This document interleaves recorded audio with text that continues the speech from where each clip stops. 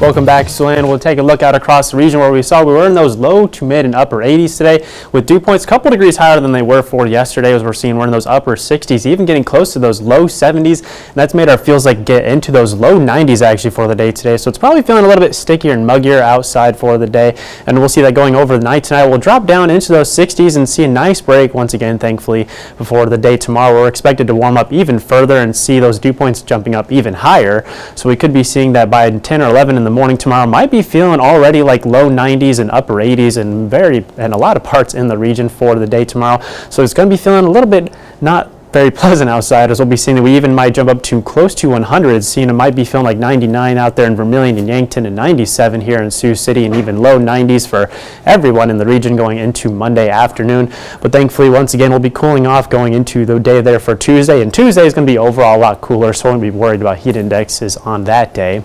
But like I said, we're going to be seeing that our muggy meter is going to show dew points might be in those upper 60s, low 70s yet again for the day tomorrow. So that's why we could be seeing our heat indices getting close to those mid and upper 90s. So it might not be feeling too great. So I hope you got to get out and enjoy this weekend, maybe do some yard work or just hang outside with family.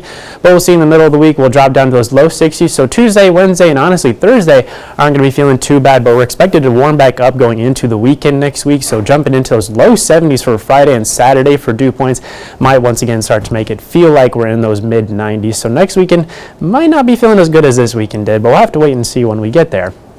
For those winds, they're streaming in here from the south at about 5 to 15 miles an hour. Seeing some stronger winds out to the west, getting closer to that 15 mile an hour mark, but we are going to be seeing that southerly wind is what's going to be warming us up even further for the day tomorrow, and all gusts are underneath 20 miles an hour for the day today. But here, looking at our stormcast, besides the clear skies we saw earlier today, we're going to continue to just see more and more clear skies going over the night tonight. Really not seeing anything here. We're just going to continue to pay attention to this cold front overhead that's going to be making its way very slowly towards us out there from South Dakota, as we're going to be looking here at about 3 p.m. tomorrow. Tomorrow is maybe when we could start to see our first couple of scattered sprinkles, but it looks like they might fizzle out with more of those showing up closer to about 9 or 10 o'clock along this cold front, where we could be seeing scattered showers across the region, maybe seeing an isolated storm or two within those as well, but those are going to continue to just be spread out going over the night and into the day there on Tuesday morning into Tuesday afternoon. Once again, just going to continue to see those scattered showers, maybe an isolated storm or two in there, and they're just going to continue to make their way from the southwest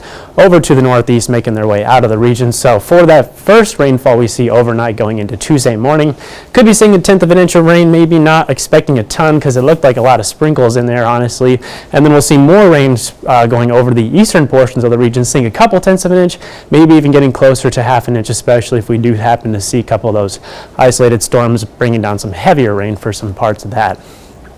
So for tonight, we'll be dropping down to around 62 degrees, seeing another clear and pleasant night out ahead, as we'll be seeing in the region that will be anywhere from those low 60s, getting into those upper 60s. So like I said, not too bad of a night out ahead there, but we do see for the day tomorrow, expected to warm up to those upper 80s and low 90s. We'll see hot and breezy conditions with winds gusting up near 30 miles an hour, and then we'll see that going throughout Tuesday and Wednesday. Like I said, we'll see showers potentially overnight Monday into Tuesday, Wednesday. That'll lower us down to those upper 70s, and we'll be seeing overnight lows in those upper 50s. So they'll be feeling pretty good for the middle of the week, and that'll help refresh us before we see that we're going to be rising up to those upper 80s going into the weekend, and for honestly the next part of the week, where we're going to be staying right around 90 degrees. So it looks like we might start to see the potential burnout once again.